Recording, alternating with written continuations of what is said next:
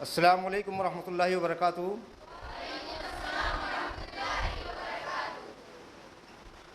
अज़ीज़ बच्चों, आज हमारे दरमियान डॉक्टरों की एक टीम मौजूद है।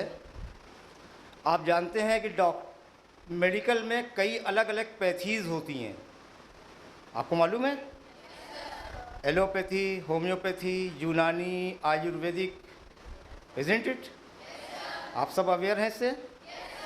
तो हमारे साथ आज जो टीम यहाँ मौजूद है, ये यूनानी पैथी, एक जो सबसे कदीम पैथी समझी जाती है, उससे रिलेटेड है। आप यूनानी मेडिकल कॉलेज से तशरीफ़ लाए हैं, आप डॉक्टर सारे।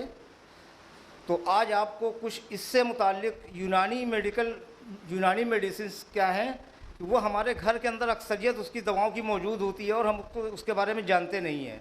तो आज आपको इससे अवेयर कराएंगे यूनानी मेडिकल कॉलेज के डॉक्टर आसिफ उस्मानी साहब से दरख्वास्त है कि प्रोफेसर डॉक्टर आसिफ उस्मानी साहब तशरीफ़ लाएं और हमारे बच्चों को यूनानी मेडिकल के बारे में कुछ मालूमात फ़राहम करें। प्रोफेसर डॉक्टर आसिफ उस्मानी साहब।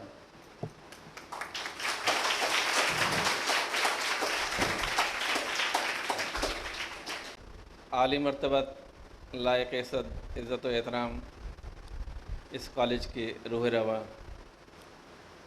मैनेजिंग डायरेक्टर जनाब ज़िया शम्स साहब और इस कॉलेज के एक अहम किरदार जनाब सलमान साहब, इस कॉलेज की प्रिंसिपल साहिबा अस्मा शफ्स साहिबा, दीगर असतज़ा जो मेरे कलीग हैं और तलबा व तालिबात, अस्सलाम वालेकुम व रहमतुल्लाहि व बरकातुहू। आज इंतहाई खुशी का लम्हा है मेरे लिए कि मैं एक ऐसे स्कूल में मरकज़ी हुकूमत और सूबाई हुकूमत की जानिब से हुक्म करदा यूनानी और आयुर्वेद से मुताल्लिक़ बात करने के लिए आपके दरमियान में अपने तमाम असतज़ा के साथ, अपने तमाम डॉक्टर्स की टीम के साथ यहाँ पर हाज़िर हुआ हूँ। आज के आने का मकसद मेरा और मेरी टीम का आपके दरमियान में यह है कि मरकज़ी हुकूमत ने हमको एक टास्क दिया, वर्क दिया कि आप आयुर्वेद और यूनानी का जो इस्तेमाल है हमारे ज़िंदगी में, उसको आम करिए, उसको ऐसे जहनों तक पहुंचाइए, ऐसे ब्रेन तक पहुंचाइए जो ग्रोइंग स्टेज में हैं, यानी बच्चे 9-10 में बहुत तेज़ी से बात को समझते हैं, सीखते हैं, पढ़ते हैं, उसको अमली तौर पर अपनी ज़िंदगी में राइज करते हैं और उनके असतज़ा भी वहाँ मौजूद होते हैं। इसके साथ साथ न सिर्फ यूनानी और आयुर्वेद के प्रमोशंस और उसकी वो अपनी ज़िंदगी में समझाने और उसका इस्तेमाल के लिए वो कहा गया, बल्कि आप ये जानते हैं कि हमें सबसे बेहतरीन ऑक्सीजन जो मिलती है वो प्लांट से मिलती है, पौधों से मिलती है। तो एक मकसद गवर्नमेंट ने ये भी साथ में जोड़ दिया कि आपको प्लांटेशंस के बारे में बताया कि आपको प्लांटेशन करना है। आप जानते हैं प्लांटेशन हमारी ज़िंदगी का एक बेहतरीन और अहम कड़ी है, जिसके बगैर अगर आप देखें तो आप फॉरेस्ट और नॉन चीज़ों में जाकर देखें तो बहुत सारी चीज़ें हमको ये मिलती हैं कि टिम्बर और नॉन टिम्बर्स का एक ऐसा बड़ा रोल है हमारी ज़िंदगी में कि हम हर कदम पर देखते हैं कि ये पेड़ पौधे हमारे लिए कितने ज़रूरी हैं। न सिर्फ वो ऑक्सीजन मुहैया कराते हैं बल्कि हमारी ज़िंदगी की दूसरी ज़रूरियात को भी वो पूरा करते हैं। एक बहुत बड़ा चैप्टर है अगर आप सिर्फ प्लांटेशंस के बारे में, जैसा कि आप लोग पढ़ते होंगे और आगे भी पढ़ेंगे, मगर हमारा जो बुनियादी मकसद है आज का वो यह है कि हमें उसका क्या इस्तेमाल करना है वो तो हम बात को समझेंगे। हमें तो अभी ये देखना है कि हम हर बच्चा इस बात का अहद करे कि उसको जहाँ जहाँ मौका मिले वो अपने इतराफ़ में, घरों में, जहाँ भी मौका मिले वो एक पौधा ज़रूर लगाए। और मैं समझता हूँ कि ये बच्चे इस वाली बात को समझेंगे और आगे अपने जहाँ मौका मिलेगा वो पौधा लगाएंगे। अब मकसद आता है कि हम जहाँ पौधों की अहमियत के बारे में समझ रहे हैं, आप तो समझते हैं, पढ़ते हैं, बहुत बेहतर तरीके से जानते हैं, हम यूनानी और आयुर्वेद की बात क्यों कर रहे हैं? देखिए, अगर छोटे छोटे एग्जाम्पल्स देखे जाएँ तो हम ये देखते हैं कि हमें हर चीज़ में क्वालिटी चाहिए होती है। ज़िंदगी को बेहतर बनाने के लिए हमें एक क्वालिटी कंट्रोल की ज़रूरत होती है। जब आप जिस मोहल्ले में रहते हैं तो आप देखते हैं कि माँ बाप ये सोचते हैं कि मेरा बच्चा, चाहे वो बेटा हो या बेटी हो, करीब के स्कूल में जाए पढ़ने के लिए और वहाँ क्वालिटी भी होनी चाहिए। अगर वो क्वालिटी उसको वहाँ नहीं मिलती है और दूसरी जगह मिलती है, दूर मिलती है, तो माँ बाप इसको अपने करीब में नहीं रखते हैं बल्कि दूर भेज देते हैं कि दूर जाओ, लेकिन वहाँ पर क्वालिटी ऑफ एजुकेशन आपके पास मुहैया होती है। अब हमारा मकसद यहाँ ये है कि हम ये देख रहे हैं कि अभी कोविड पेंडेमिक का जिक्र करते हैं बार बार हम, कि जिसने पूरी दुनिया को अपनी चपेट में ले लिया था, मुतासर किया था। लाखों लोग मर गए थे, कोई चारा ही नहीं था, रिश्ते पायमाल हो रहे थे, वहाँ हकीकत से दूर भाग रहे थे। हम ये बात भूल रहे थे कि मौत तो सभी को आना है, बस मादा परस्ती की जानिब इस कदर राइज हो गए थे, हमको लगता था ऐसा कर लेंगे तो बच जाएंगे, ऐसा नहीं करेंगे तो मर ही जाएंगे। खौफ व हिरास का माहौल था चारों जानिब। ऐसे इस दौर में आपने देखा कि वर्ल्ड हेल्थ ऑर्गेनाइजेशंस ने, WHO जिसको आप कहते हैं, वर्ल्ड हेल्थ ऑर्गेनाइजेशन ने दवाएं मुहैया कराई बहुत सारी कि कोरोना से बचे। आप भी जानते हैं कोरोना के मेरे ख्याल से, जहाँ पर आप अगर सारे बच्चे ने पढ़ा होगा, कोरोना वायरस क्यों कहा जाता था ये भी सब जानते हैं आप लोग। वहीं जाकर फोटो कोरोना से मुतालिक आप जानते हैं कोरोना वायरस क्यों कहा गया, ये तो बहुत बुनियादी चीज़ है। लेकिन यहाँ ये जानिए आप कि कोरोना की मुख्तलिफ़ किस्म की अंग्रेज़ी दवाएँ भेजी गई। WHO ने रिकमेंड की कि ये दवा इस्तेमाल कीजिए, चाहे वो रेमडेसिविर का इंजेक्शन बताया गया तो लोगों ने 60-60 हज़ार, 80-80 हज़ार रुपये का इंजेक्शन लिया। अपने जिन लोगों के पास पैसा था तो जाकर बाज़ार से ख़रीद लिया, कुछ लोगों के पास नहीं था तो उन्हें घर ज़मीन जायदाद बेची, और जब तक इंजेक्शन आता था, लगता था, 2-3 इंजेक्शन लगे, उसके बाद मालूम हुआ कि ये रेमडेसिविर इंजेक्शन की ज़रूरत नहीं है, इसका कोई रोल नहीं है, और उन्होंने दूसरी दवा आ गई टॉक्सिक्लोजुमैब आ गया कि साहब ये लगना है, वो उन्होंने उसका इंतज़ाम किया, वो लगाया गया। लेकिन बाद में फिर ये आई थ्योरी भी मतरूक कर दी गई, ऑब्सोलेटेड हो गई कि इसका कोई रोल नहीं है। कुल मिलाकर के ये देखा गया कोई शाफी दवा दस्तयाब नहीं थी और लोग बुरी तरह से लुक़्मा अजल की जानिब जा रहे थे। अब कोई चारा ही नहीं था और हालात इस कदर दिगरगूं थे कि घर में ही किसी का इंतकाल हो जा रहा था तो दूसरा आदमी उसको देखने के लिए भी तैयार नहीं था। तजहीज़ और तदफीन का मसला भी बड़ा दरपेश था कि उसकी तजहीज़ और तदफीन कैसे की जाए, ये बड़े मसाइल थे। और बीमारी दिन पे दिन अपने शबाब पर थी। ऐसे दौर में, इस तरह के बदहाल बदतरीन दौर में, एक उम्मीद की किरण नज़र आई। किसी भी पैथी में कोई शाफी इलाज नहीं था अभी तक, आप ही जान लीजिए, ना यूनानी ने किया था, ना आयुर्वेद ने किया था, और ना ही मॉडर्न मेडिसिन ने किया था। लेकिन इन सब पैथी ने मिल करके ये देखा जाए कि कौन सी पैथी ज़्यादा बेहतर साबित हुई, मर्ज़ से लड़ने में मददगार साबित हुई। तो हम यहाँ देखते हैं कि हमारी जो सिस्टम ऑफ यूनानी मेडिसिन, यानी यूनानी सिस्टम ऑफ मेडिसिन था, ये आयुर्वेदिक सिस्टम ऑफ मेडिसिन था, इन्होंने चंद दवाएँ निकाल के अपने सामने पेश कर दी कि अगर इस मर्ज़ में इन दवाओं का इस्तेमाल किया जाए, जिसका अभी जिक्र करूँगा मैं, इन दवाओं का इस्तेमाल किया जाए तो जो अलामात ज़ाहिर हो रही हैं, जो मर्ज़ पैदा हो रहा है, उसमें न सिर्फ उसमें इफाक़ा होगा, फ़ायदा होगा, बल्कि जिस्म से अंदर एक ताकत होती है जिसको आप जानते हैं तबीयत कहते हैं, या तबीयत का जिस चीज़ से बेहतर तबीयत बनती है, यानी क़ुव्वत मुदाफ़ियत कहते हैं, जिसको इम्यूनिटी का नाम आप लोग देते हैं। आप जानते हैं इम्यूनिटी होती है जिस्म के अंदर। यहाँ पर देखिए एटमॉस्फेयर में आप बैठे हैं, हो सकता है किसी को गर्मी लग रही हो, लेकिन इस गर्मी से लड़ने की जो सलाहियत पैदा हो रही है, जो जिस्म के अंदर एक डिफेंसिव मैकेनिज़्म डेवलप हो रहा है, इसी को हम इम्यूनिटी का नाम देते हैं। तो ये इम्यूनिटी जो अगर जिस्म के अंदर आपकी मौजूद बेहतर होगी तो आप किसी भी मर्ज़ से बेहतर तरीके से लड़ पाएंगे।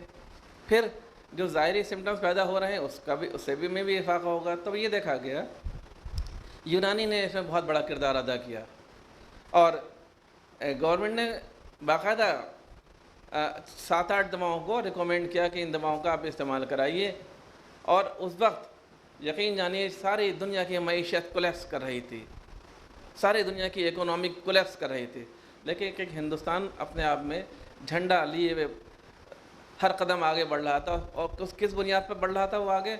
यूनानी और आयुर्वेद की वजह से बढ़ रहा था। कोई और पैथी नहीं थी, यूनानी और आयुर्वेद थी। और उसने यानी गवर्नमेंट ने ऐसी दवाएं मुहैया कराई जिसकी कोई बहुत कीमती थी, लेकिन फ्री में मुहैया कराई ऐसे इदारों को जो इसकी नुमाइंदगी कर रहे थे, और कहा कि ना सिर्फ उन मरीज़ों को अगर आप तक आए तो उसको मुहैया कराइए, बल्कि अगर जा कर के मुख्तलिफ़ तरह के कैंप्स लगाइए या उनके घर तक पहुँचाइए। और ये वाला काम किया गया, जिसमें मेरे हाथों से ही इस इलाहाबाद शहर में 33,000 लोगों को दवा मैंने खुद मुहैया कराई थी। ऑन रिकॉर्ड मौजूद है हमारे पास, 28 से 33,000 लोगों को दवा मुहैया कराई थी हम लोगों ने। हर दिन हमको एक रिपोर्ट भेजनी पड़ती थी, और दवा कहाँ से आती थी?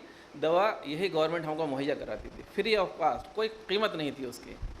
यानी वो बेशकीमती दवाएं जो अभी हम लिखे हैं आपको, तो आप कई सौ रुपए में लेकर के आएंगे, और तो गवर्नमेंट हमको दे रही थी, यानी अवाम का उसने इस हद तक ख्याल रखा था अपनी। तो आज भी हमको यही बात बतानी है कि हमें दीगर पैचेज, देखिए जैसे तमाम दुनिया के में जितने भी उलूम व फ़नून बनाए गए हैं मुहैया, उन सब की अपनी अपनी एक हैसियत और अहमियत है। कोई ख़राब इल्म नहीं होता है, हर शख्स को इल्म जानना बहुत ज़रूरी है। आप तो दिन रात इल्म पढ़ते हैं, हर बात उससे बखूबी वाकिफ़ हैं, तो किसी इल्म की तज़हीक और तजहीज़ करना तो हमारा मकसद ही नहीं है, तौहीन करना तो मकसद ही नहीं है। हमारा मकसद ये है कि हम यूनानी और आयुर्वेद को समझ लें। और सबसे बड़ी चीज़ ये है कि मैंने अभी एक बात बताई थी कि क्वालिटी कंट्रोल, यानी अगर कोई चीज़ आपके घर पर मुहैया है जो आपको आसानी से मिल सकती है, और उसमें आपका बहुत ज़्यादा अखराजात भी नहीं आ रहे हैं, लेकिन उसके फ़वाइद आपके जिस्म पर बहुत ज़्यादा बेहतरीन आयद हो रहे हैं, तो क्यों ना हम उस चीज़ का इस्तेमाल करें।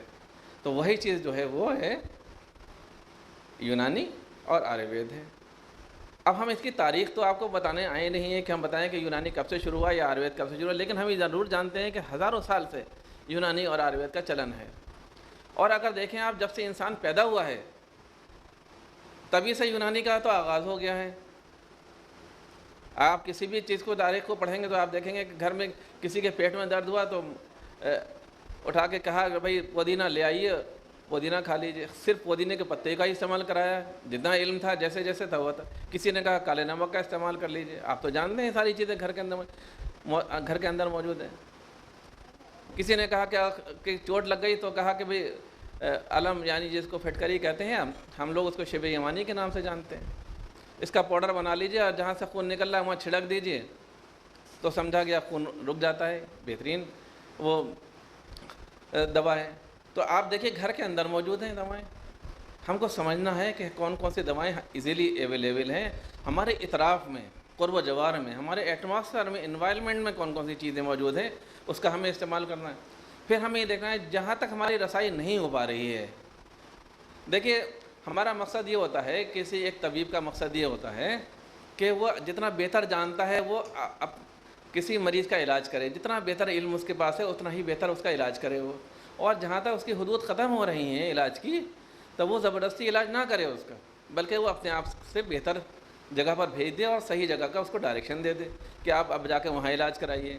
यही तो तबीब का एक बेहतरीन पेशा है।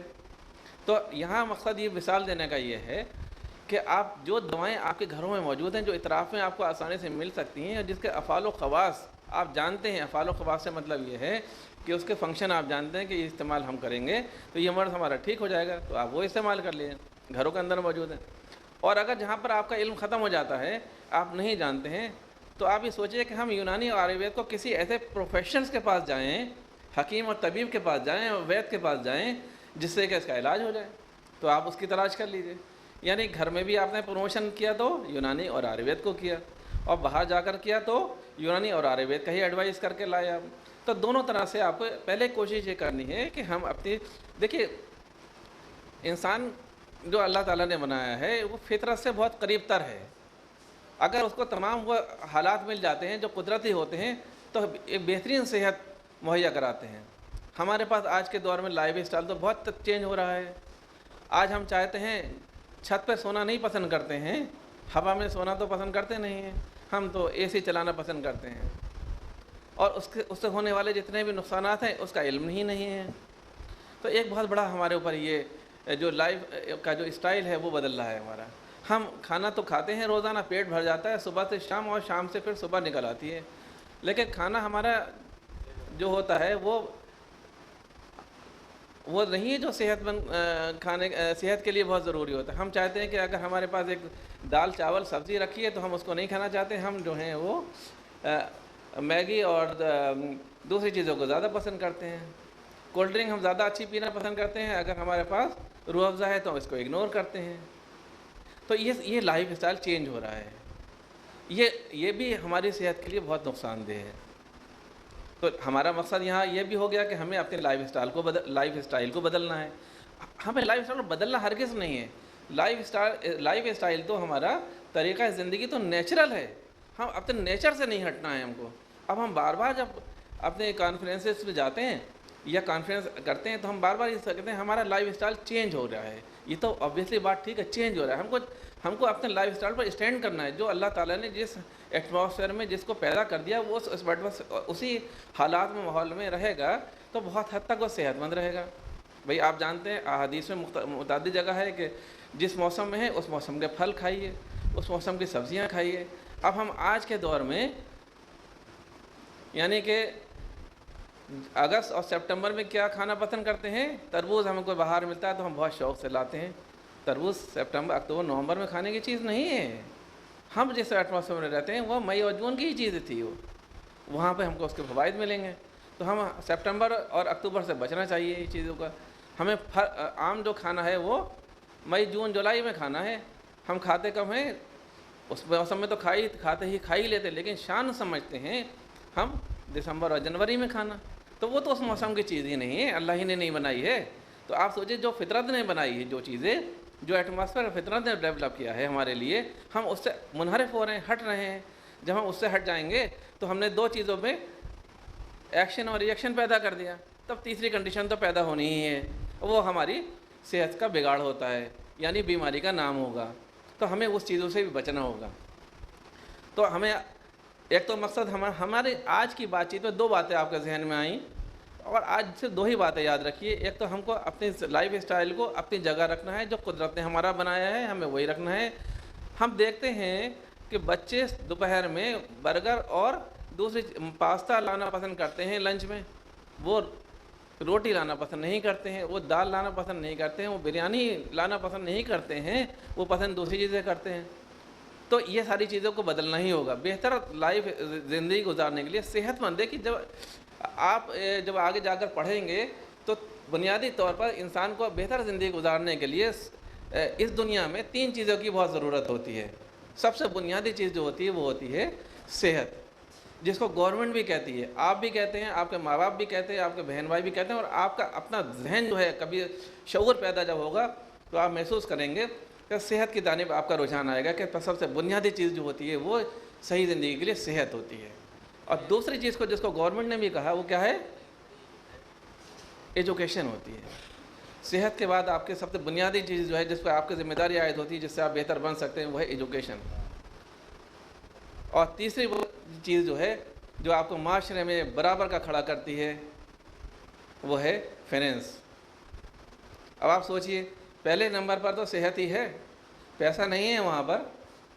अगर किसी इंसान के घर में पैसा भरा हो, नोट और अशरफियाँ भरी हों, लेकिन वो बीमार हो, लूला लंगड़ा हो, अपाहिज हो, उसका हार्ट काम ना कर रहा हो, ब्रेन उसका सही काम ना कर रहा हो, तो उसका पैसा किसी काम का नहीं होता है। यानी फाइनेंस की भी हैसियत आपकी नज़र में समझ में आई कि बुनियादी चीज़ पर किसकी ज़रूरत है। सबसे पहली चीज़ आपके लिए क्या है बेटा, हेल्थ। पहले आपको हेल्थ बेहतर होनी चाहिए, फिर आपको बेहतर एजुकेशन की ज़रूरत होती है, फिर आपको फाइनेंस की ज़रूरत होती है। अब आप सोचिए ज़रा कि जो निज़ाम बनाया गया, एक सीक्वेंस है इसका, first health, then education and lastly finance, यानी पैसे के बारे में बात कर रहा हूँ।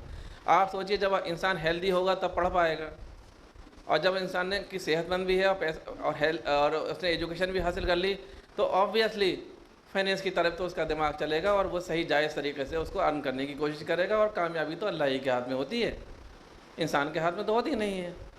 और 2-3 चीज़ें ये हो गई। अब दूसरी चीज़ ये है कि आपने अभी देखा होगा, अगर आप बहुत ज़्यादा अपडेट हैं तो देख रहे होंगे आपके नागहानी मौत होती हैं, अचानक मौत वाक़ हो जाती हैं।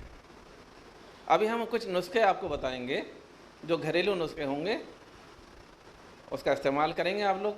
लेकिन हम थोड़ा सा और आगे की बात करते हैं। देखा है आप न्यूज़ में पढ़ते होंगे या कोई जो यूट्यूब चलाते रहते हैं उनमें देखें कोई सोर्स हो सकता है इंफॉर्मेशन गेन करने का, चाहे जो भी सोर्स जिसका भी हो, लेकिन आप देखेंगे कि जो अमवात हो रही हैं वो नागाहानी अमवात ऐसी हो रही हैं जो सरप्राइज़ हैरत में डाल देती हैं आपको।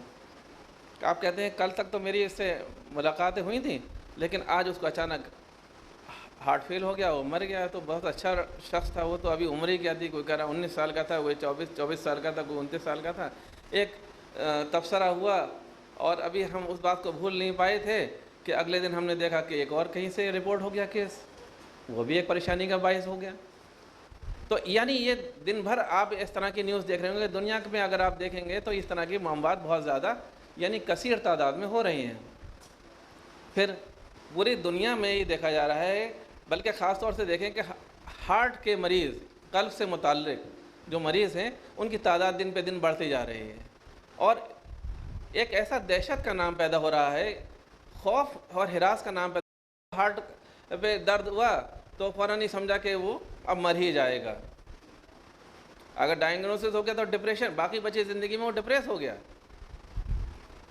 एहसास हो गया कि उसको मौत का इंतज़ार करने लगा। मगर ऐसा नहीं, उस चीज़ से निकलना होगा वापस और इसकी तालीमात को आम करना होगा कि ऐसा नहीं है कि जिसको ज़रा सा हार्ट की प्रॉब्लम हो तो वो मर ही जाएगा। मौत तो अल्लाह ताला ने लिख दी है, आप सब जानते हैं, कुल्लुन नफ्सुल ज़ायक़तुल मौत। जब अल्लाह ने लम्हा लिख दिया है मौत का, ना तो उससे पहले मौत आएगी और ना ही उसके बाद आएगी, उसी लम्हे आएगी। ये तो एक हकीकत है। तो आपको ये वाली बात भी समझ लेना चाहिए। लेकिन इलाज और मुआलजा भी सुन्नत है, ज़रूरी है। जो मुद्दत ज़िंदगी अल्लाह ने दी है उस मुद्दत में हमें सही रहना भी ज़रूरी है, सेहतमंद रहना ज़रूरी है। तो अब जैसा अभी हमने बतलाया था, बहुत सारी मौत नागहानी हो रही है, अचानक इंसान जो है मर जा रहा है। इसके बहुत सारे केसेस अभी आपके सामने बताएंगे। अभी मैंने देखा कल फिर रामलीला मैदान में ही किसी की डेथ हो गई, अचानक ही। जो उनका रिलीजियस कस्टम थे पूरा कर रहे थे, उसी में ही वो उनका इंतकाल हो गया। तो आप देखिए, वो तो हेल्दी पर्सन था, हम सामने खड़े होते तो हमें भी इमेजिन नहीं कर सकते थे। और ज़रूरी नहीं है कि जो इंसान बोल रहा है वो कल तक ज़िंदा रहे, हो सकता है कल को उसका इंतकाल हो जाए। तो मौत तो एक बरहक चीज़ का नाम है, लेकिन इलाज करना भी एक सच्चाई है, उसका इलाज भी करना चाहिए, तदारुक भी करना चाहिए। अब देखें आप, अभी मैंने हार्ट से मुतालिक बात कर रहा था, तो इसमें क्या होता है कि जब मरीज़ या कोई हेल्दी पर्सन जो सेहतमंद था, ये अचानक ही एक दुश्वारी उसको लाहक हुई, तो हम ये देखते हैं कि उसका हम आप कैसे मदद कर सकते हैं उसकी। यानी जिम्मेदारी आपको उठानी है कि आप उसको जान लें कि हम किसी प्रोफेशनल्स के पास, यानी प्रोफेशनल का मतलब ये होता है कि हम किसी डॉक्टर के पास ले जाने तक हम क्या उसको सही सेहतमंद रख पाएंगे। इस मकसद के लिए हमें एक कोशिश कर लेनी चाहिए और अल्लाह पर शाकिर रहना चाहिए, तो वो मकसद भी पूरा कर सकते हैं हम। यही चीज़ें ऐसी, ये टेक्निक है, ये साइंस की टेक्निक है।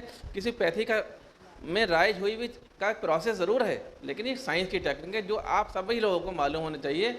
देखिए, जब कोई बीमार होता है तो दो तरह से आप किसी शख्स को ठीक कर सकते हैं। एक होती है बेसिक लाइफ सपोर्ट होती है और एक होती है परमानेंट लाइफ सपोर्ट होती है। तो आपके ऊपर जिम्मेदारी है, बेसिक लाइफ सपोर्ट तो आप कर ही सकते हैं ना। आपके यहाँ देखिए, बच्चे सुबह में स्कूल आते हैं, तबीयत ख़राब हो जाती है उनकी, तो घर पे फ़ोन किया जाता है कि जाइए अपने बच्चे को ले जाइए आप।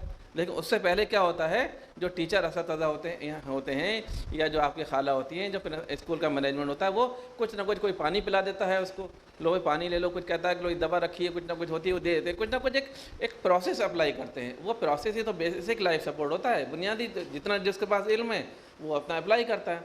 तो हम एक ऐसी बीमारी को आज सेलेक्ट किया है हमने जो हार्ट से मुताल्लिक है, जिसको हार्ट अटैक या हार्ट फेल कहते हैं, जिसमें मरीज़ मर जाने की तरफ ज़्यादा उसका रुझान हो जाता है।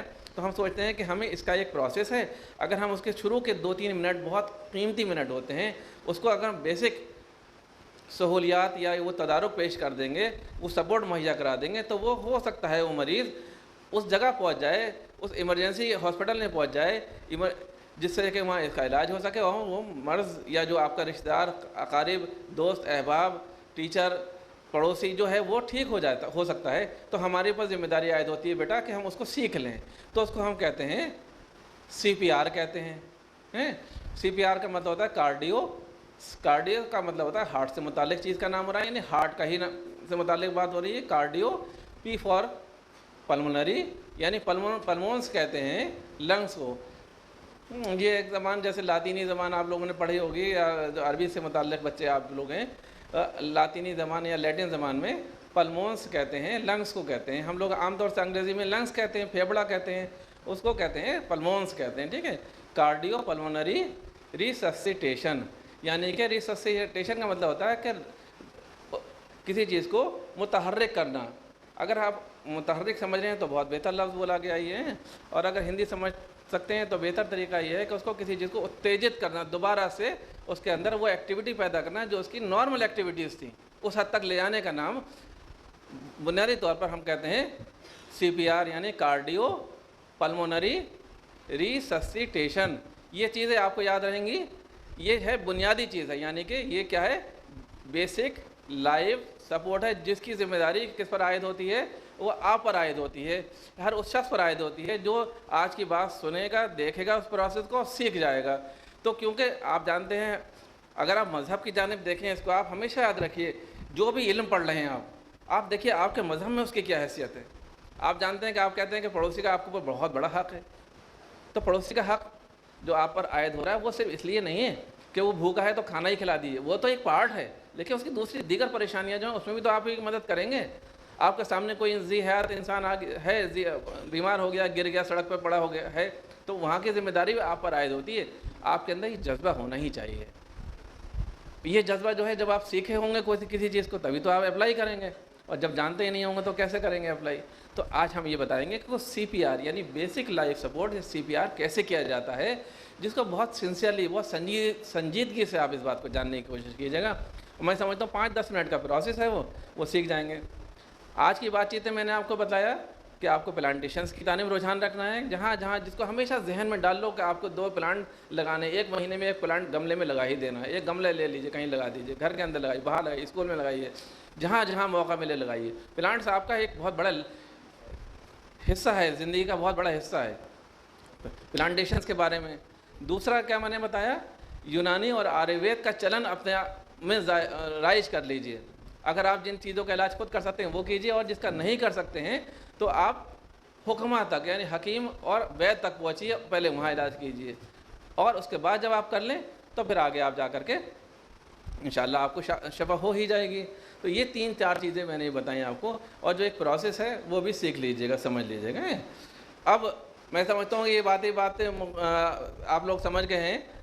अब मैं यहाँ, मेरे साथी हैं डॉक्टर उसामा आए हैं, मैं इनसे ये कहूँगा कि वो यहाँ पर आकर के चंद यूनानी के आम फहम नुस्खे, ये वाली बात आप लोगों को सबके जहन में आ गई, यूनानी और आयुर्वेद को राइज करना है आपको, जो सैकड़ों और हज़ारों साल से आप ही की पैथी है, आप ही के मुल्क में है, और हम उसको भूल रहे थे, रिवाइव करना है आपको। चंद अहम नुस्खे जो आप लोगों से आम तौर पर होंगे वो बता देंगे डॉक्टर साहब, और एक जो मैंने बताया CPR का एक प्रोसेस है, और आपके पास तो बहुत इनफ और जगह है, वो भी डॉक्टर साहब उसमें बता देंगे, तो उसको भी सीख लीजिए। और आज ये वाली बात का अहद कर लीजिए कि हम CPR का प्रोसेस वो सिर्फ बच्चों पर ही जिम्मेदारी आयद नहीं होती है, बैठे असतज़ा पर भी आयद होती है। वो भी इस बात को जान लें कि हम CPR कैसे दे सकते हैं किसी मरीज़ को, चाहे वो मरीज़ घर का हो या पड़ोस का हो या अननोन हो, सड़क पर चलता वाला इंसान भी गिर सकता है कभी, और उसको करेंगे। तो मैं यहाँ डॉक्टर उसामा से कहूँगा कि वो आकर के चंद नुस्खे बताएँ, और CPR का प्रोसेस को भी बताएं, इन शॉर्ट बताएं, जिससे बच्चे आसान ज़बान में समझ सकें। उसामा।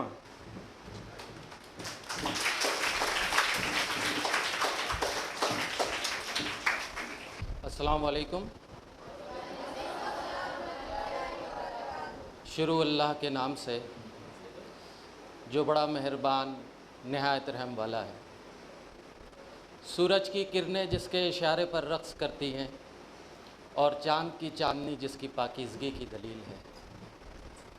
समंदर की मौजें जिसे झुक झुक कर सजदे करती हैं, और पहाड़ों की बुलंदी जिसकी वहदानियत का ऐलान है। ज़िक्र है उस पाक परवरदिगार आलम का जो बड़ा मेहरबान नहायत रहम वाला है। फ़ना है सबको मगर एक ज़ात लाज़वाल वही, तमाम खल्क़ को देता है बेसवाल वही। परेशानियों में, मुसीबतों में और गम में है ला शरीक मगर है शरीक हाल वही। Respected Zia sir, Salman sir, respected Asma ma'am, professor Asif Hussain Usmani, head of department of ENT, doctor Samiullah Khan sahab, lecturer department of ENT, PG scholars doctor Hamza, doctor Mukarram, doctor Razia, doctor Ruwaida. ये आसिफ साहब हमारे प्रोफेसर साहब ने हमको जो आपको बताने के लिए ज़िम्मेदारी दी है, इसमें जो सबसे अहम बात है वो ये है, जैसा कि सर ने भी बताया है आपको, कि एक बहुत ही कॉमन सी बात हो गई है आजकल कि जिस एज में कोई उम्मीद नहीं करता है कि किसी की मौत हो जाएगी, उस एज में मौत हो जा रही है। लोग कहते रहे क्या तो बहुत कम उम्र का था, कैसे उसकी डेथ हो गई। तो ये समझ में नहीं आता है कि ऐसा क्यों हो गया। तो ऐसा जो मोस्ट कॉमनली आजकल देखा जा रहा है, ये हार्ट के रुक जाने की वजह से होता है।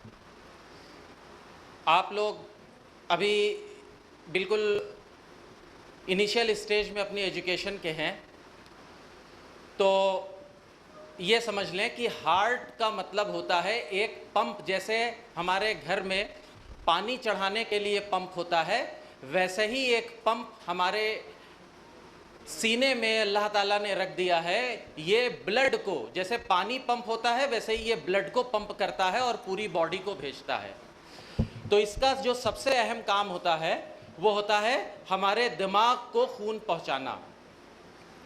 तो कभी जब ये हार्ट रुक जाता है तो दिमाग को खून नहीं मिलता, जिसकी वजह से इंसान बेहोश हो जाता है। तो सिनारियो कैसा हो सकता है, आप सब समझ लें इस चीज़ को। सिनारियो ऐसा हो सकता है कि आप बैठे थे, अचानक आपके बगल में भी एक शख्स बैठा था जो गिर गया। आपने देखा कोई रिस्पांस नहीं है, हिलाया डुलाया उसको कोई रिस्पांस नहीं है। ऐसा हो सकता है कि आप सड़क पर जा रहे थे, एक दो मोटर बाइक आपस में लड़ गई, उस पे जो बैठे थे लोग, उसमें से एक शख्स बेहोश हो गया, अब उसको कोई रिस्पांस नहीं है। ऐसा हुआ कि कोई बेड से नीचे गिरा और फिर उसके बाद वो बेहोश हो गया, उसको हिला रहे डुला रहे, कोई रिस्पांस नहीं है। तो ये माना जाएगा ऐसी सूरत में कि इस शख्स को कार्डियक अरेस्ट हो गया है। कार्डियक हार्ट को कहते हैं और अरेस्ट का मतलब होता है कि रोक लेना, रुक जाना। तो हार्ट रुक गया, ऐसी कंडीशन को हम कार्डियक अरेस्ट कहते हैं। अब हार्ट हमारा अगर रुक गया तो उसके रिजल्ट में पहले ही मैंने आपको बताया कि ब्रेन को ब्लड मिलना बंद हो जाएगा, दिमाग को खून की सप्लाई रुक जाएगी, और अगर ये सप्लाई 3 मिनट तक रुकी रहे तो फिर मौत वाक़ई हो जाएगी। तो जो आपने देखा एक शख्स कहीं पर गिर गया है, बेहोश हो गया है, दर हकीकत आप जो सोच रहे हैं कि ये मर गया है, ये मरा नहीं है, ये मरा नहीं है, ये इसकी सांस रुक गई है, इसका दिल रुक गया है। मौत की आमतौर पर अलामत यही होती है कि cessation of respiration, cessation of heart activity, लेकिन ये मरा नहीं है। जो अभी अभी बेहोश हुआ है और उसका हार्ट नहीं चल रहा है, उसकी सांस नहीं आ रही, ये मरा नहीं है। मगर अब ये आप हैं जो उसको अगर वो मदद दे दें तो वो दोबारा हमारे फिर से जिंदा हो सकता है, वो दोबारा से उसका हार्ट चल सकता है। ये मदद आपके ऊपर है। बच्चों, अभी आप लोग बहुत छोटे हैं, इस चीज़ को सीख लेंगे, जान लेंगे, लेकिन करना थोड़ा सा आपके लिए मुश्किल होगा। लेकिन यहाँ से ग्राउंड बन जाएगा, यहाँ से वो रास्ता हमवार हो जाएगा आपके लिए कि आने वाले वक्त में इसको आप और बेहतर तरीके से सीख लें। पहले से इसकी जानकारी रहेगी तो ये बहुत बेहतर अब आने वाले वक्त में कर लेंगे। तो अब मैं आपको बेसिक लाइफ सपोर्ट क्या होता है और उसे कैसे करते हैं ये समझाने की कोशिश करता हूं। तो अब हम लोगों ने देखा कि एक शख्स, आप कहीं भी, वो कोई भी सिचुएशन हो सकती है, कोई भी कंडीशन हो सकती है। तो सिचुएशन क्या है, आप यूँ समझिए कि कोई शख्स अचानक बेहोश हो गया है। वो कहीं भी हो सकता है, वो आपके घर में हो सकता है, आप सड़क पे जा रहे हैं, पार्क में हो सकता है, किसी भी सिचुएशन में हो सकता है, कोई शख्स बेहोश हुआ है। तो मैंने आपको बताया एक ही कंडीशन है जिसमें आप उसकी अच्छे से मदद कर सकते हैं, दैट इज कार्डियक अरेस्ट। अगर उसको कार्डियक अरेस्ट हुआ है तो 3 मिनट के बाद वो मर जाएगा। अब 3 मिनट में आपको जो उसको मदद देनी है, इसी मदद का नाम है basic life support. Basic life support इसी को कहेंगे। तो आपको क्या करना है, इसको आप समझ लें कि कभी ऐसी सिचुएशन में आप पड़ेंगे तो आपको ये चीजें करनी होंगी। फर्स्ट, जैसे ही आपने देखा कि कोई शख्स बेहोश हुआ है तो वो, उसकी पहचान क्या होगी कि जब आप उसको झिंझोड़ेंगे, जब आप उसके कंधे पे टैप करेंगे, उससे बात करने की कोशिश करेंगे तो क्या होगा, अनरिस्पॉन्सिव होगा, वो रिस्पॉन्स नहीं करेगा। यानी जैसे कोई बेहोश है ना, आप यूं झटकेंगे तो कहेगा हाँ क्या हुआ। अगर कोई गुनूदगी में है, कोई नशे में है, कुछ भी है, तो जब आप उसको झटकेंगे तो वो थोड़ा सा रिस्पॉन्स करेगा। एटलीस्ट जब आप उसको रिस्पॉन्स करेंगे तो वो अपनी भवें चढ़ा देगा, जिससे आपको समझ में आएगा कि ये होश में है। ठीक है, लेकिन इस कंडीशन में क्या हो रहा है कि रिस्पॉन्स बिल्कुल नहीं होगा पेशेंट, तो वो जो विक्टिम है उसको जरा भी रिस्पॉन्स नहीं होगा। एक कोई वॉलंटियर चाहिए बॉयज में से। क्या नाम है आपका? नाम? वालेकुम। Rayan. Rayan. Give a big hand of applause for Rayan. He is the real hero. आज ये हमारे रियल हीरो हैं। रेयान, आप उसे बिछा दीजिए। अब आपने देखा कि एक शख्स बेहोश है। सबसे पहले हमको कंफर्म करना है, सबसे पहले हमें कंफर्म करना है कि ये शख्स बेहोश है या ये शख्स कार्डियक अरेस्ट में है। हंसने की बात नहीं है बेटा, है ना। ये कोई ऐसा नहीं, अभी आप देखेंगे कितना सीरियस मैटर है ये। रेयान, आप इस पर लेट जाइए। अब आपने देखा कि एक शख्स जो बेहोश है, अभी हमको ये कंफर्म नहीं है कि इसे कार्डियक अरेस्ट है या इसे ये आम बेहोशी है। बहुत सारी कंडीशन है जिसमें मरीज बेहोश हो सकता है। तो सबसे पहले हमको कंफर्म करना है कि ये पेशेंट कार्डियक अरेस्ट में है या ये आम बेहोश है। तो सबसे पहली चीज हम क्या करेंगे, हमने देखा कि ये बेहोश है, तो first thing you have to do is scene safety. सबसे पहले हम अपनी सेफ्टी करेंगे। अपनी सेफ्टी क्या है, मान लीजिए कि वो सड़क पर, बीच सड़क पर बेहोश हो गया है, तो बीच सड़क पर देखने नहीं लगेंगे, पहले उसे किनारे लाएंगे।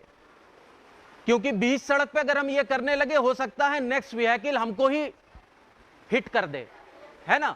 तो हमको बीच सड़क पे नहीं करना, उसको किनारे ले आना है। उसके बाद दूसरी चीज जो करनी है, उसके कंधे पर टैप करना है, यूं करके हिलाना है, पूछना है कि भाई आप ठीक हैं, क्या हुआ है। उसको कोई रिस्पॉन्स नहीं आ रहा है, कोई रिस्पॉन्स नहीं आ रहा है जब हम उसको हिला रहे हैं। इस हिलाने में यह बात याद रखना है कि मरीज को पूरा बघार नहीं देना है, शेक नहीं करना है उसको, ठीक है। इतनी कस के करना है कि अगर उसकी गर्दन में इंजरी हो तो वहां पर इंजरी एग्जैजरेट ना होने पाए, इस बात का ख्याल रखना है।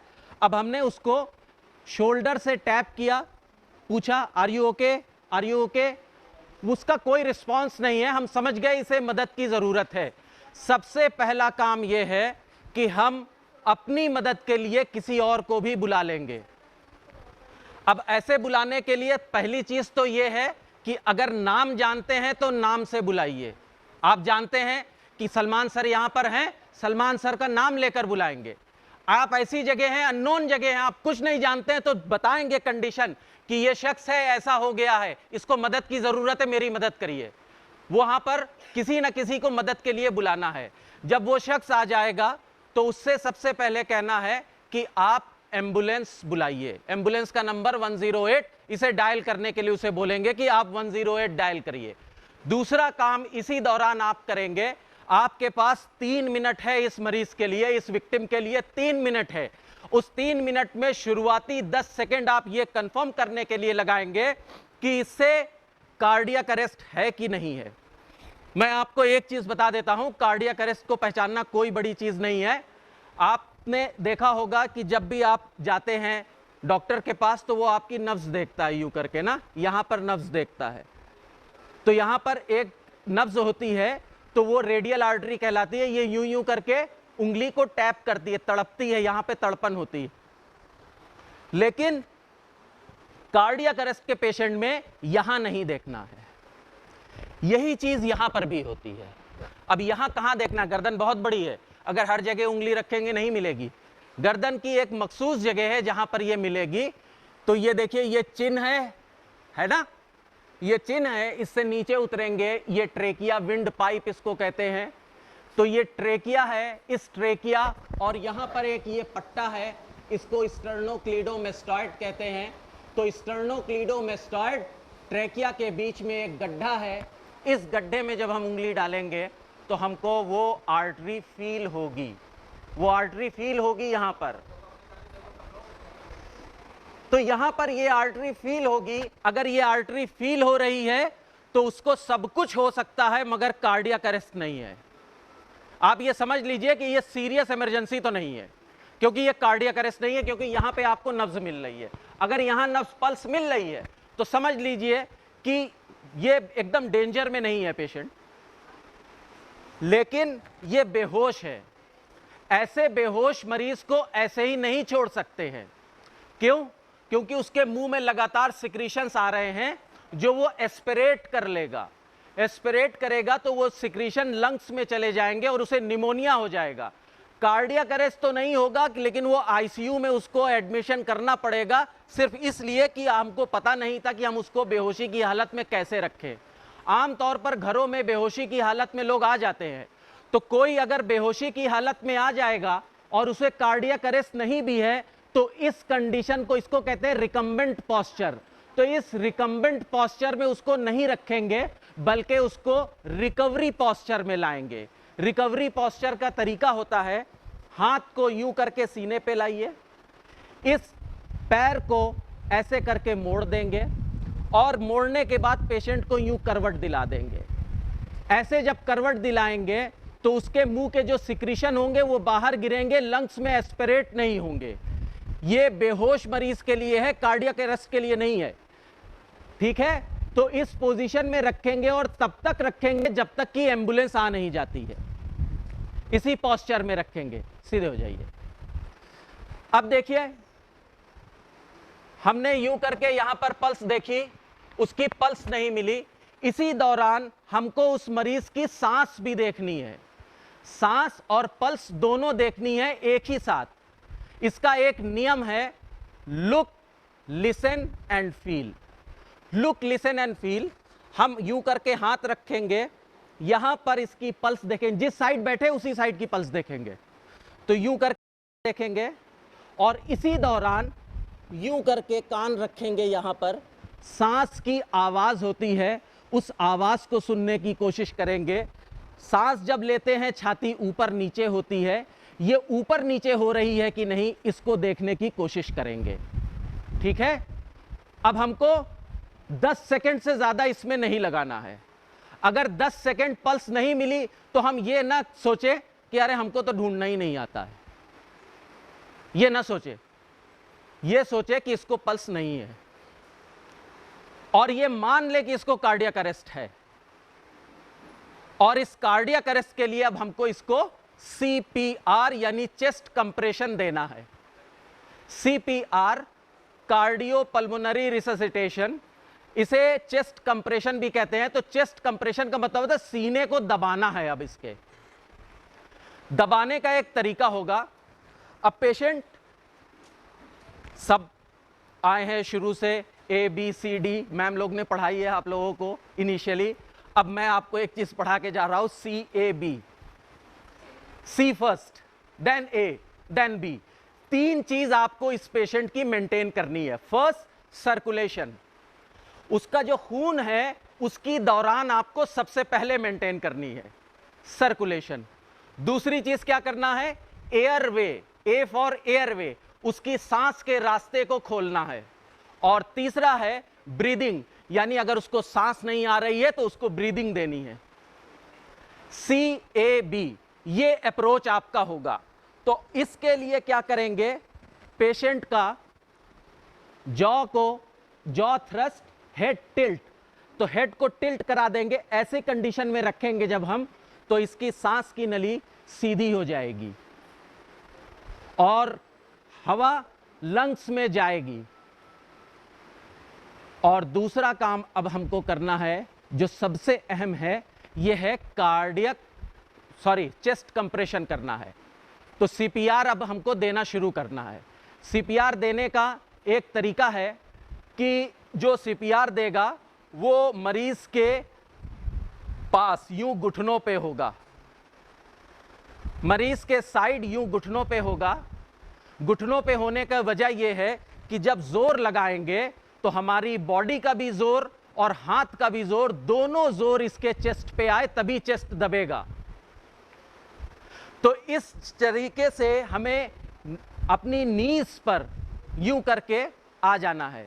इसके बाद क्या करेंगे, इसके बाद मरीज के आमतौर पर ये कपड़े खुलवा दिए जाएंगे। कपड़े खुलवा दिए जाएंगे, यहां से एक सीधी लाइन जाती है, इसे कहते हैं इंटर मेमोरी लाइन। तो इस इंटर मेमोरी लाइन के सेंटर पर इस हाथ की इस हील को रखना है।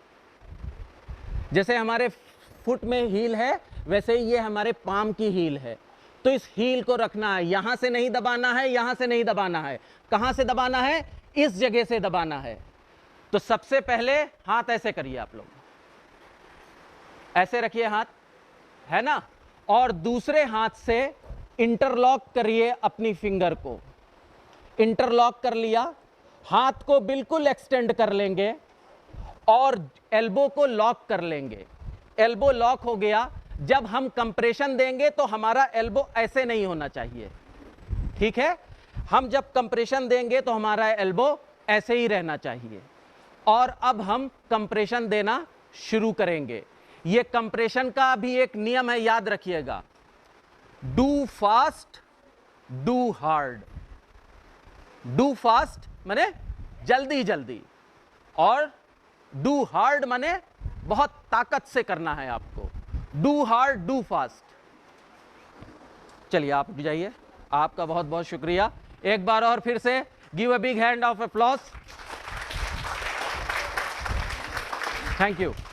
अब देखिए, मैं इस तकिया पे आपको इस चीज को बताने की कोशिश करूंगा कि कैसे आप चेस्ट कंप्रेशन करेंगे। तो आपने यूं हाथ रखा और इसे इंटरलॉक किया, एल्बो को लॉक किया, उसके बाद इंटर मेमोरी लाइन के सेंटर पर आपने यूं करके हाथ रखा और मरीज के ऊपर ये पूरा वजन होगा हमारा। कंधे जो हमारे होंगे, उन कंधों के दबाव से हम इसे दबाएंगे, कोहनी से नहीं दबाएंगे।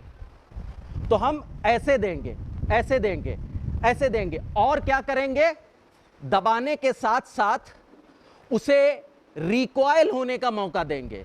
तो दबाएंगे, लेकिन ये जल्दी जल्दी करेंगे, ठीक है, इसको जल्दी जल्दी करेंगे। अब इसके दबाने से क्या होगा ये आप समझ लीजिए। मैकेनिज्म समझना बहुत जरूरी होता है। हम क्या कर रहे हैं, याद रखिएगा, हम हार्ट को नहीं चला रहे हैं। हार्ट इससे नहीं चलेगा। इससे क्या होगा, उसके हार्ट में जो ब्लड है वो यूं करके दबाने से सामने स्टर्नम, पीछे हमारी वर्टिब्रल कॉलम, इन दोनों के बीच में हार्ट है। तो जब हम ऐसे करके दबाएंगे तो हार्ट दबेगा और उसके अंदर का खून निकल के ब्रेन को चला जाएगा। और ऐसे ही बार बार करेंगे और हम ये उम्मीद करते हैं कि हार्ट रिफिल होता रहेगा। जब हम यूं करके दबाएंगे उसका ब्लड निकल जाएगा, वो एम्प्टी हो जाएगा और दोबारा उसके अंदर फिर से ब्लड भर जाएगा। और ये तब तक करते रहना है जब तक कि मदद आ नहीं जाती है। अब यहां पर एक चीज और बता दूं आपको कि जब इसको आप करेंगे तो जब चेस्ट कंप्रेशन करेंगे तो चेस्ट कंप्रेशन के दौरान जोर जोर नंबर्स मुंह से लेने हैं। कैसे? 1 2 3 4 5 6, जैसे जैसे आप कर रहे हैं वैसे वैसे आपको बोलते रहना है। क्यों? क्योंकि जो आपकी मदद आई थी, जो एक शख्स और खड़ा है आपकी मदद करने के लिए, यूजुअली 4 to 5 30-30 की साइकिल होगी। इस 30-30 की साइकिल से 5 साइकिल जब आप कर लेंगे, यानी 30-30 के 5 राउंड आप दे देंगे उसको, तो आपके अंदर ताकत बिल्कुल खत्म हो जाएगी, बची नहीं रहेगी ताकत। तो वो दूसरा वाला जो शख्स है वो इस चीज को देख चुका है, वो इसे करेगा और आप उस वक्त उसको रिस्पिरेशन देंगे। एक रिस्पिरेशन के लिए एक इंस्ट्रूमेंट आता है, बहुत सस्ता है, हर जगह फर्स्ट एड में होना चाहिए, इसे कहते हैं एम्बू बैग। तो ये एम्बू बैग होना चाहिए। उस एम्बू बैग से 2 सेकंड के लिए, हर 30 कंप्रेशन के बाद 2 सेकंड के लिए हम रिस्पिरेशन देते हैं, 2 बार रिस्पिरेशन देते हैं और इसी तरीके से हर साइकिल को गुजारते रहते हैं। तो जोर जोर बोलने का फायदा दूसरा ये होता है, जैसे ही 30 आता है तो हमारा साथी अलर्ट है, वो समझ जाता है ये टाइम है किसका? रिस्पिरेशन दे देने का उसको। तो वो एम्बू बैग यहां पर लगाता है और लगा के 2 बार उसे सांस दे देता है।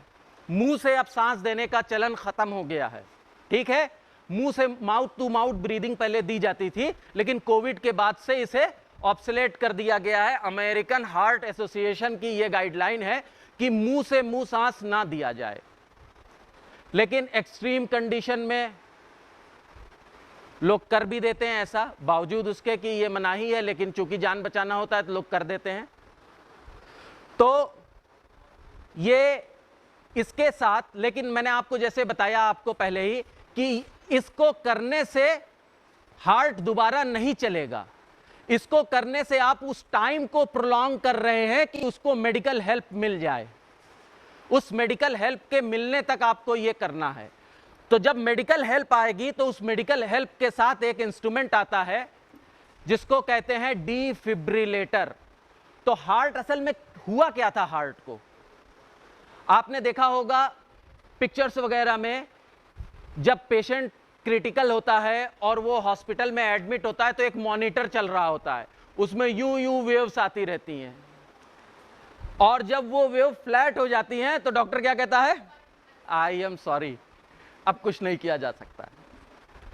तो वो जो लाइन फ्लैट हुई थी, इसी का नाम कार्डियक अरेस्ट है। कार्डियक अरेस्ट में वो लाइन फ्लैट हो जाएगी, ठीक है? तो डिफिब्रिलेटर एक होता है इंस्ट्रूमेंट जिससे शॉक देते हैं। आपने ये भी देखा होगा कि जब मरीज होता है तो उसको शॉक दिया जाता है यूं करके। तो उस शॉक की एक मशीन, अभी देखिए ऐसा है कि जमाना इतनी तेजी से तब्दील हो रहा है, अब एक ऑटोमेटेड एक्सटर्नल डिफिब्रिलेटर आ गया है जो मॉल में और थिएटर्स में, मॉल में, थिएटर्स में इसको लगा दिया जाता है। एयरपोर्ट पे, बस स्टेशन पे, रेलवे स्टेशन पे कुछ दिन ऐसा आएगा, अभी आ जाएगा कि एक स्कूल कॉलेजेस के लिए भी गाइडलाइन आ जाएंगे कि आप एक एईडी अपने यहाँ लगा लीजिए। एईडी वो मशीन होगी जिससे क्या होगा, हार्ट का जो रिदम चला गया है उस रिदम को लौटा लिया जाएगा। तो ये तरीका है बेसिक लाइफ सपोर्ट। आप लोगों ने देखा, अगर 25% भी आपको इसका आ गया है तो ये आपके लिए बहुत अच्छा है, क्योंकि आने वाले वक्त में सोशल मीडिया, बहुत सारी चीज प्लेटफॉर्म है जहां से आप इसको और अच्छी तरीके से सीख सकते हैं, ठीक है? तो ये BSL आप अभी तो थोड़ा मुश्किल होगा आपके लिए, लेकिन फिर भी आप अगर ऐसे सिचुएशन में आए तो इसे ट्राई जरूर करें। और टीचर्स के लिए तो ये है कि वो इसे सीख ही लें और करें। और जो मैंने आपको दिया है इसके बाद ये मैं मानता हूं कि आप BLS के लिए ट्रेंड हैं, ठीक है? तो ये BLS जब जरूरत हो तो आप इसे अंजाम दें और इस तरीके से जो रुका हुआ हार्ट है उसको जब तक की मेडिकल हेल्प ना मिल जाए तब तक के लिए आप पेशेंट को बचा सकें, ठीक है? तो ये समझ गए आप लोग? ओके। अब एक दूसरी जिम्मेदारी भी मुझे दी गई है कि यूनानी में राइज कुछ आम नुस्खे जिसको हम आम तौर पर घरों में बना लेते हैं और बनाकर इसे इस्तेमाल किया जा सकता है। इससे बहुत सारी चीज़ें जिसके लिए हमारे मेडिकल एक्सपेंसेस कम हो सकते हैं। तो हालांकि आप लोगों के लिए समझना थोड़ा मुश्किल है, फिर भी मैं कोशिश करूंगा। बच्चों देखो, एक चीज़, एक बात पहले याद रखना, इस इतने बड़े जहन में ना जो सबसे बड़ा पहला सवाल आता है कि अरे क्या ज़रूरत है उबाल छान के ये सब झंझट करने की, एक पैरासीटामॉल खाया और बुखार उतर गया, तो क्या ज़रूरत है इसे इस्तेमाल करने की। तो पहली चीज़ ये है कि ये हमारी चीज़ है, ये हमारी चीज़ है, इसे हम नहीं इस्तेमाल करेंगे तो फिर कोई नहीं इस्तेमाल करेगा। पहली चीज़ ये है। चाइना देखिए कितनी तरक्की कर गया, उसकी एक चीज़ ये थी कि चाइना के लोगों के अंदर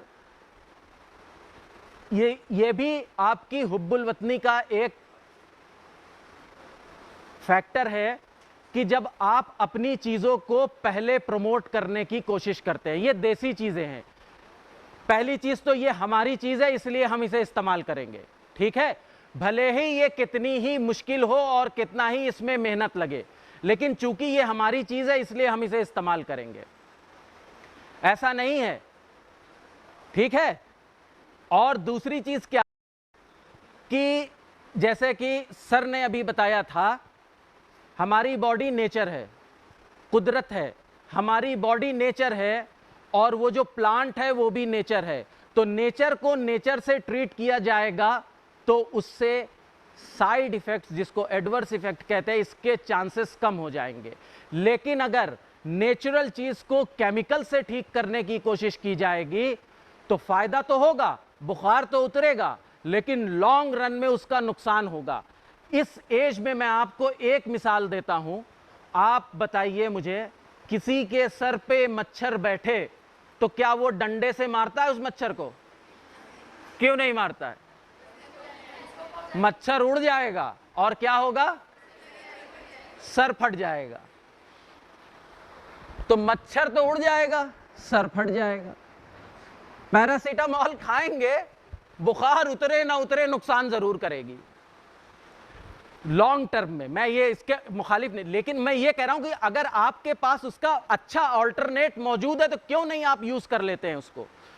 तो आम तौर पर ये जो बुखार होता है, नज़ला होता है, फ्लू लाइक कंडीशन होती है, मरीज अनवेल होता है, कहता है हम बहुत बीमार हैं और आज काम पर नहीं जाएंगे और स्कूल नहीं जाएंगे, बीमार हैं, बॉडी टेम्परेचर रेज्ड है, नाक बह रही है ना, ऐसी सारी कंडीशन के लिए, बदन में दर्द है, ऐसी सारी कंडीशन के लिए मैं आपको 4 दवाएं बताता हूं। इसको चाय की तरह उबाल कर अगर पिया जाए, ये आप खुद भी बना सकते हैं, घर में भी बता सकते हैं, वालिद वालदा बीमार हो खुद बना के आप दे सकते हैं। क्या करना है? 11 पत्ती तुलसी की 11 पत्तियां। तुलसी जानते हैं आप लोग? गुड। तो तुलसी की 11 पत्तियां, 3 काली मिर्च। काली मिर्च सबने देखी है कि नहीं? बॉयज के लिए प्रॉब्लम है। काली मिर्च देखी है? तो काली मिर्च वो गोल गोल पपाया सीड की तरह होती है और चबाइए तो बहुत तल्ख होती है, उसका चरपरा मजा होता है। तो 3 काली मिर्च, 11 पत्तियां तुलसी की, 1 चुटकी सौंठ, सौंठ कहते हैं सूखी हुई अदरक को, ठीक है, 1 चुटकी सौंठ और 1 चुटकी सेंधा नमक। सेंधा नमक लाहौरी नमक भी कहते हैं, ये नमक भी आता है मार्केट में, बहुत आसानी से मिलेगा, परेशान मत होइएगा। तो 1 चुटकी सेंधा नमक, 1 चुटकी सौंठ, 11 पत्तियां तुलसी की और 3 काली मिर्च 2 कप पानी में बॉयल करिए, 2 कप का 1 कप हो जाए, छान कर पिला दीजिए। देखिए क्या क्या आप बचा सकते हैं। नज़ला तो ठीक हो जाता है सिट्राजिन लेने से, लेकिन बाद में ये नाक जाम हो जाती है, हफ्तों नींद नहीं आती है क्योंकि नाक बंद रहती है। जैसे ही मरीज सोता है मुंह बंद करता है, नाक भी बंद हो जाती है और बेचैनी से नींद खुल जाती है, नाक बंद रहती है। ये कंडीशन नहीं होगी, आप इसे लेंगे तो बिना इस कंडीशन के आए नज़ला ठीक हो जाएगा। दूसरी चीज क्या होगी इसके साथ? दूसरा फायदा ये होगा कि बुखार उतर जाएगा। माइल्जिया का मतलब होता है पूरे बदन में दर्द, तो जो पूरे बदन में दर्द हो रहा है ये वाली कंडीशन भी इससे ट्रीट हो जाएगी। मोर ओवर मॉडर्न मेडिसिन का एक और खराबी है, वो तो मॉडर्न मेडिसिन सब डॉक्यूमेंटेड चीज है, सब लिखी हुई आपको मिल जाएगी, आप जरा सा नेट तलाश करेंगे। ये जो बुखार उतारने, बदन दर्द वाली दवाएं होती हैं, ये हमारे प्लेटलेट काउंट को कम करती हैं। प्लेटलेट का नाम सुना है सबने? तो प्लेटलेट्स, आपने डेंगू के कनेक्शन में प्लेटलेट्स सुनी होंगी, बहुत प्लेटलेट कम हो गई है ना। तो ये प्लेटलेट जब कम हो जाती है तो प्लेटलेट का काम होता है, जैसे ही कहीं कट लगता है, कहीं कट लगा तो प्लेटलेट आके वहां पर थक्का बना देती है, वहां पे आके उस छेद को बंद कर देती है, तो ब्लड का लीकेज नहीं होता है। तो जब प्लेटलेट कम होगी तो वो थक्का बनेगा नहीं बनेगा। तो क्या होगा, अगर फटा कुछ अंदर कहीं, हमारी बॉडी में हमेशा टूट फूट चलती रहती है, जैसे कहते हैं कौनो फसाद, तो बॉडी के अंदर चलता रहता है ये हमेशा, और उसका रिपेयर होता रहता है, हमको पता भी नहीं चलता है। क्यों नहीं पता चलता? अल्लाह ताला ने हमारे जिस्म में एक डॉक्टर पहले से बिठा रखा है जो इन सारी चीजों को ठीक करता रहता है। तो प्लेटलेट अगर कम हो जाएगी तो अंदर जो हो रहे हैं हेमरेजेस वो रिपेयर नहीं हो पाएंगे और बहुत ज्यादा ब्लड लॉस हो जाएगा। और ये जितनी भी ये दर्द निवारक दवाएं हैं ये कराती हैं, आपकी ये दवा ऐसा नहीं कराती है। तो अब बताइए इसे लेना बेहतर है कि उसे लेना बेहतर है? हाँ, झंझट जरूर है।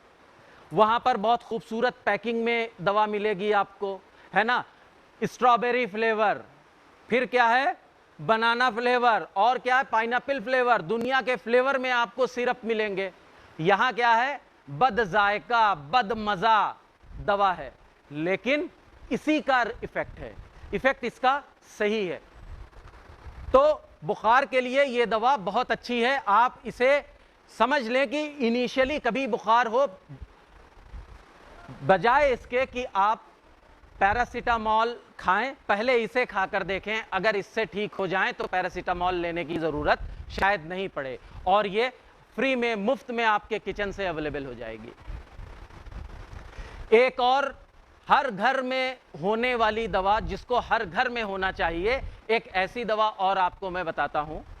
ये एक्सटर्नल और इंटरनल दोनों यूज के लिए है। तिब्बे यूनानी में इसे अर्क अजीब के नाम से जाना जाता है, मॉडर्न आयुर्वेद में इसे अमृत धारा कहते हैं। ये 3 दवाएं ये आपके किचन में नहीं मिलेगी, इसको आपको मार्केट से परचेज करना होगा। अत्तार खाने जो होते हैं, यानी जहां पर जड़ी बूटियां मिलती हैं, वहां आप जाएंगे तो वहां मिल जाएगी ये। इसमें 3 चीजें हैं। फर्स्ट है मेंथॉल। मेंथॉल पुदीने का सत होता है, ठीक है, पुदीने से निकाला जाता है। मेंथॉल 10 ग्राम। दूसरी दवा है थाइमॉल 10 ग्राम। थाइमॉल कुछ और नहीं, अजवाइन का एक्सट्रैक्ट, सत निकाला गया है अजवाइन से, तो सत पुदीना सद अजवाइन। तीसरी चीज है कैम्फर। कैम्फर माने काफूर। काफूर का नाम सुना होगा आपने। तो काफूर, पुदीना का सत, अजवाइन का सत, इन 3 दवाओं को एक एयर टाइट बॉटल में आपको एयर टाइट करके रख देना है। धूप में 2 घंटे में ये मेल्ट होके एक लिक्विड सा बन जाएगा। यही रोगन तैयार हो गया, ये आपका अर्क अजीब है। अब इस छोटी सी डिब्बी में बहुत सारे चमत्कार मौजूद हैं। वो क्या करेगी ये बताता हूं। किसी को दर्द सर हो रहा है, 1 ड्रॉप लिया यहां पर लगा दिया, दर्द सर ठीक हो जाता है। किसी को नज़ला है, नाक बंद है, थोड़ा सा हैंकी में लिया, उसी को सूंघ रहे हैं, नाक खुल जाएगी। नज़ले में आपने ये जो अभी मैंने आपको चाय बताई थी, ये चाय में 1 ड्रॉप डाल दिया, इफेक्ट ट्रिपल हो जाएगा, इफेक्ट इसका बहुत बढ़ जाएगा। किसी को पेट दर्द हो रहा है, आइस क्रश किया, 2 बूंद 1 बूंद उसमें डाला और मरीज को चूसने के लिए दे दिया, पेट दर्द का बेहतरीन इलाज है। किसी को वॉमिटिंग फील हो रही है, इससे पहले कि डॉक्टर के पास जाएं, आपके पास है, 1 ड्रॉप आइस क्रश करके पेशेंट को दे दिया चूसने के लिए, तो उसका वॉमिटिंग रुक जाएगी, सबसाइड हो जाएगी। किसी को स्कॉर्पियन का नाम सुना है आप लोगों ने? What is scorpion? Very nice, very nice. तो स्कॉर्पियन, अच्छा बताइए, स्कॉर्पियन काटता है क्या? कितने लोग मानते हैं स्कॉर्पियन काटता है? किसने कहा डंक मारता है? बहुत सही, बहुत सही। स्कॉर्पियन बेटा काटता नहीं है। स्कॉर्पियन क्या करता है? इंस्टिंक्ट करता है, डंक मारता है। तो स्कॉर्पियन का जो ये इंस्टिंक्ट है, इसके रिजल्ट में बहुत ढेर सारी हमारी बॉडी में एक एसिड होती है वो बॉडी में चली जाती है जिससे जलन बहुत होती है। तो ऐसी सूरत में आपको रुई के फाहे में इसी अर्क अजीब को लगाकर उस जगह लगा देना है। दर्द जलन सब खींच लेगा और आधे घंटे के बाद मरीज महसूस करेगा कि उसे कुछ हुआ ही नहीं था, सिवाय इसके कि वो निशान वहां पर होगा। इसी तरीके से हनी बी बहुत कॉमन है हर घर में, तो हनी बी जहां जगह पाया उसने छत्ता लगा लिए। ये भी काटती है तो फिर बड़ा सताती है ना। अक्सर कई हनी बी एक साथ काट ले तो पूरा सूज जाता है आदमी। तो इसमें भी अर्क अजीब को एक्सटर्नली अप्लाई करना है। इसके अलावा आप इस अर्क अजीब को, किसी को जॉइंट पेन है, किसी नॉर्मल ऑयल में इसको मिलाकर लगाने से जॉइंट पेन में बहुत अच्छा रिलीफ करती है। दांत दर्द हो रहा है, एक बूंद रुई के फाहे पर लगाकर दांत के नीचे रख लेने से दांत दर्द दूर हो जाता है।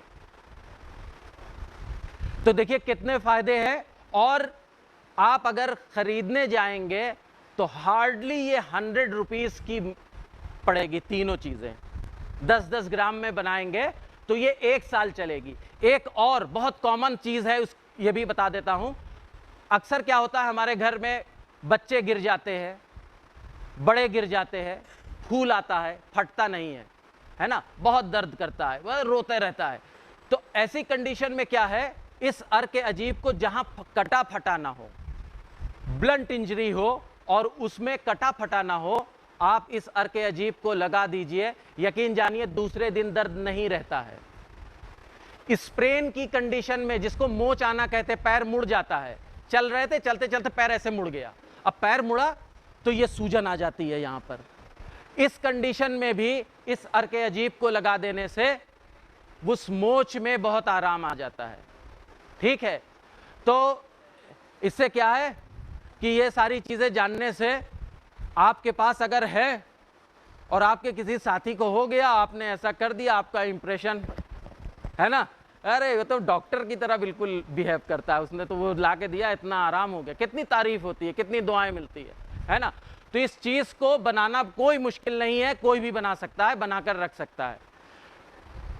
एक और मैं आपको बहुत ही कॉमन कंडीशन जिसके लिए आप अपने घर से ही इलाज कर सकते हैं। हमारे घर में हमारे वालिद वालदा दादा दादी सब होते हैं और उनको एक कॉमन कंप्लेन होती है घुटनों का दर्द, है ना।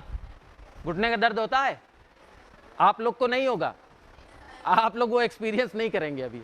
कमर दर्द, है ना, बड़े जो होते हैं वो कमर पकड़ के चल रहे हैं, कोई घुटने पे है तो यूं करके ऐसे चलता है, कहते हैं एंटाल्जिक गेट हो गया है, हाँ ऐसे करके चलते हैं। तो इससे पता चलता है कि ये घुटने में दर्द है, कमर में दर्द है। तो सबसे पहले आप इस एज से इस चीज को समझ लीजिए, इस एज से समझ लीजिए, ताकि आपको आने वाले वक्त में ये चीज फेस ना करनी पड़े। सबसे पहली जरूरत है मॉडिफिकेशन ऑफ लाइफ स्टाइल। हमें अपनी जिंदगी लाइफ स्टाइल को चेंज करना है। कैसे चेंज करना है? छोटे छोटे अमेंडमेंट करने हैं। पहली चीज, कभी भी आप क्रॉस लेग ना बैठें, जब भी बैठें पैर सीधे रखकर बैठें। कैसे? मैं आपको डेमोन्स्ट्रेट करके दिखाता हूं। आप बैठे, ऐसे बैठे। ऐसे बैठने का फायदा क्या है कि ये घुटने पे ये अनड्यू स्ट्रेस है, ये घुटने पे स्ट्रेस है, इस स्ट्रेस से आप बच जाते हैं। ये स्ट्रेस नहीं होता है घुटनों पर, तो कभी ऐसे ना बैठें। दूसरी चीज, लोग चेयर पे लेट जाते हैं, ये भी हमारी कमर पे एक्स्ट्रा प्रेशर डाल रहा है। सिट स्ट्रेट, बैक हमारी जो है, बैक हमारी स्ट्रेट होनी चाहिए। ये हमारी हेल्प करती है, हमारी बैक प्रॉब्लम को अर्ली आने से रोकती है। ठीक है, तो दो चीज ये हो गया। बहुत ज्यादा देर उकड़ू नहीं बैठना चाहिए। उकड़ू समझते हैं इसको? अब एक जगह है जहां तो बैठना पड़ता है, हाँ। उसके अलावा उकड़ू ना बैठा जाए तो बेहतर है? अच्छा, तो ये इन दोनों कंडीशन के लिए मैं आपको बता रहा हूं।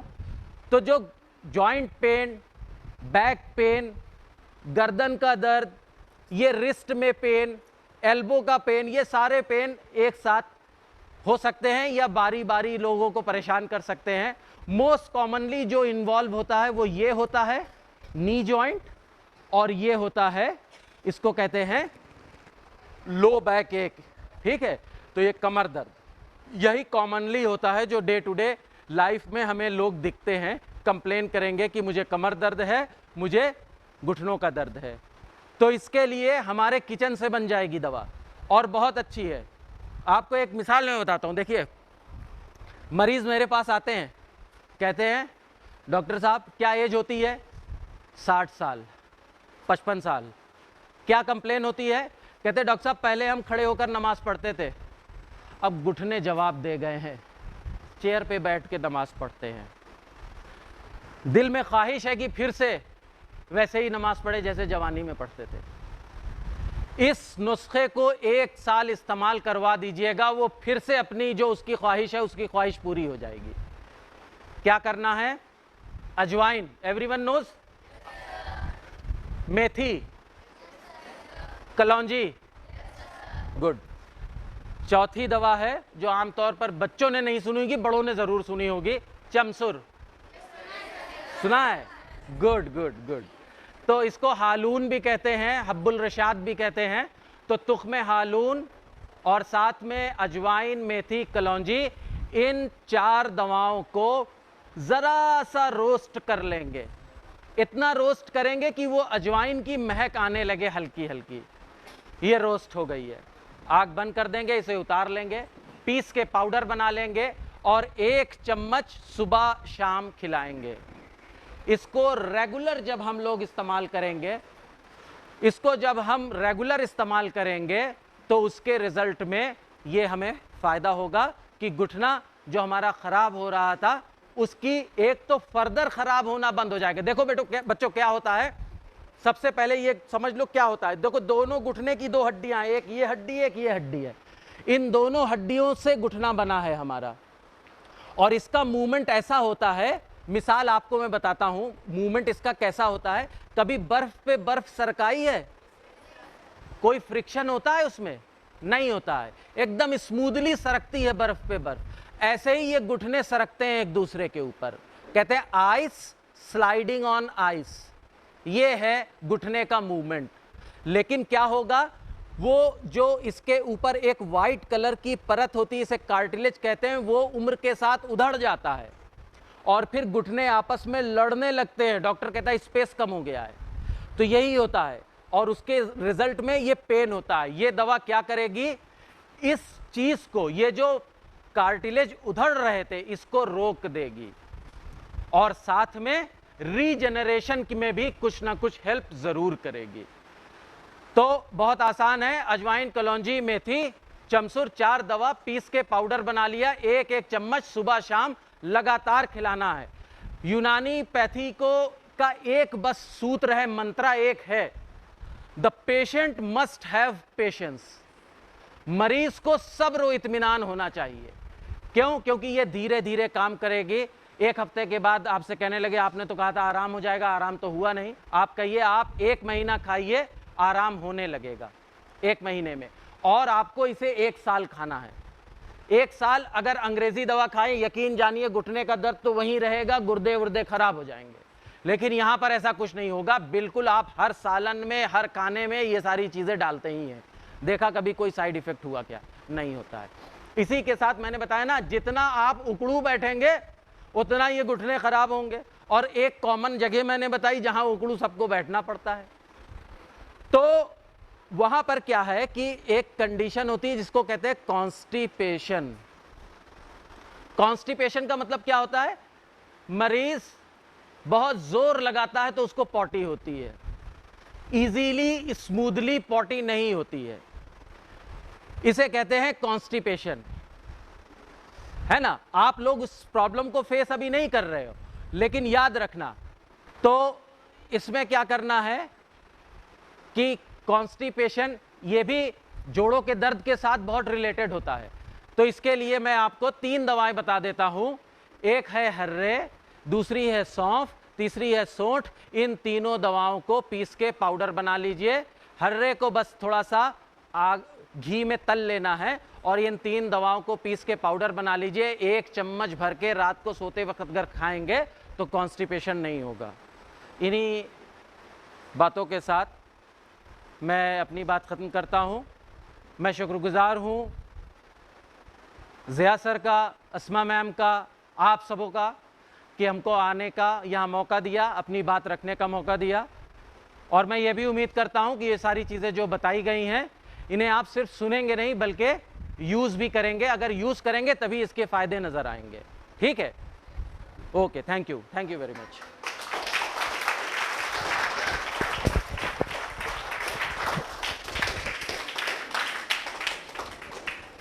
जज़ाकुमुल्लाहु खैरा। डॉक्टर आसिफ साहब, डॉक्टर उसामा साहब, आपने हमारे बच्चों को जो कीमती बातें बताई हैं, हमें पूरी उम्मीद है कि इंशाअल्लाह हमारे बच्चे और उनके पेरेंट्स इससे बहुत ज़्यादा इस्तेफ़ादा करेंगे। और हम अपने बच्चों से भी ये रिक्वेस्ट करते हैं कि आपने जो बातें सुनी हैं उनको जहन नशी कर लें। अगर आपको जो फार्मूले बताए हैं डॉक्टर उसामा साहब ने, वो फार्मूले अगर आप भूल गए, क्योंकि आपके पास कोई नोटबुक वगैरह तो है नहीं अभी, तो वीडियो इंशाल्लाह आपको मिल जाएगा, उसमें पूरी बातें डिटेल से आ जाएंगी। तो जब आपके स्कूल के ग्रुप में वीडियोस डाल दिए जाएंगे, वीडियो डेवलप होने के बाद, तो आप उसको घर पे देख के फिर से पूरे फार्मूले नोट कर सकते हैं। तो जज़ाकुमुल्लाहु खैरा। तमाम डॉक्टर्स का हम बहुत बहुत शुक्रगुज़ार हैं। तमाम डॉक्टर्स की आपकी तशरीफ़ आवरी के लिए बहुत बहुत शुक्रिया। जज़ाकुमुल्लाहु खैरन कसीरा। वस्सलामु अलैकुम वरहमतुल्लाहि वबरकातुहू।